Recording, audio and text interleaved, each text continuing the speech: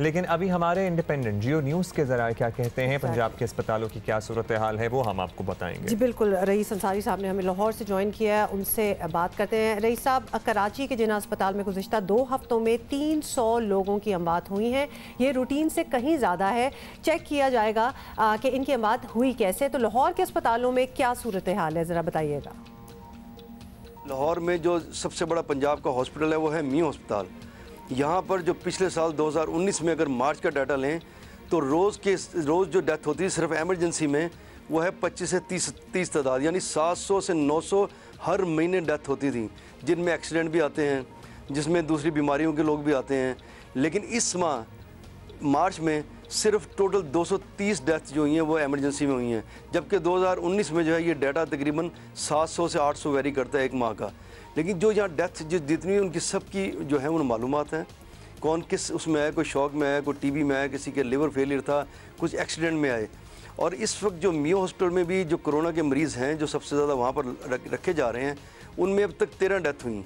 13 death में 9 ऐसे मरीज़ हैं कोरोना के जो दूसरी बीमारी जिनको थी सीरियस बीमारी, एक को ब्रेन का टीबी थी, दूसरे को लंग्स की टीबी थी, एक का लिवर फेलियर भी था।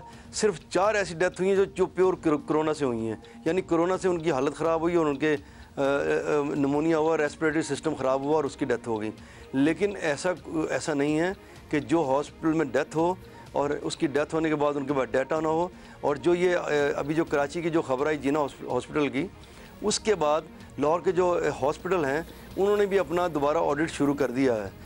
अच्छा रईस साहब, एक तासुर ये है कि ज़्यादा अमवात की वजह सिर्फ कोरोना नहीं, ये भी हो सकती है कि कोरोना के बायस दूसरे अमराज में मुब्तला लोग भी बर वक्त अस्पताल नहीं पहुँच पाते। ज़ाहिर अस्पताल जाने के लिए ज़राए आमद व रफ्त भी कम हैं और लोग कतरा भी रहे हैं अस्पताल जाने से और उनकी जान चली जाती है। तो क्या ऐसा हो रहा है?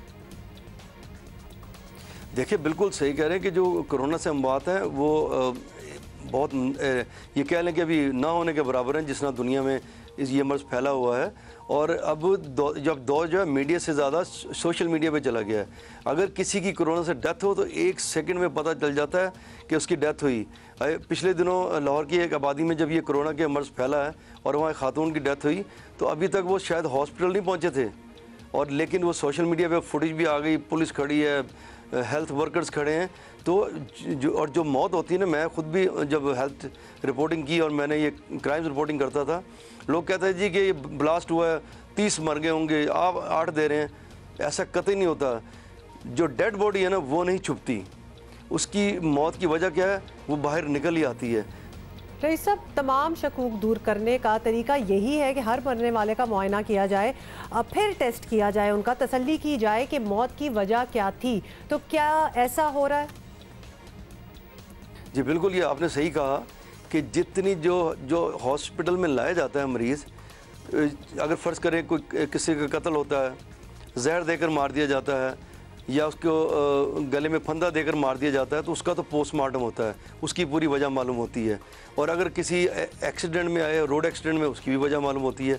लेकिन जो लोग बीमारी में आते हैं उनकी पूरी वजूहत लिखी जाती हैं। जब डिस्चार्ज सर्टिफिकेट देते हैं ना, उसमें बताते हैं कि ये इस बीमारी में आया था, इसका लिवर फेलियर था, इसके लंग्स फेलियर था, या इसके गुर्दों का फेलियर था, या और भी जो भी वजूहत हैं लिखी जाती हैं। और उसकी वजूहत लिखी जाती है कि ये इस बीमारी में दाखिल था, इतनी देर इलाज हुआ, ये इसका इलाज चलता रहा। और एंड में वो जब लिखते हैं वो लिखते हैं कि इसका ना कार्डिक फेलियर हो गया। वो एंड में लिखा यही जाता है, क्योंकि किसी भी मर्ज़ में आए किसी भी मरीज़ को मल्टी ऑर्गन फेलियर भी हो जाता है।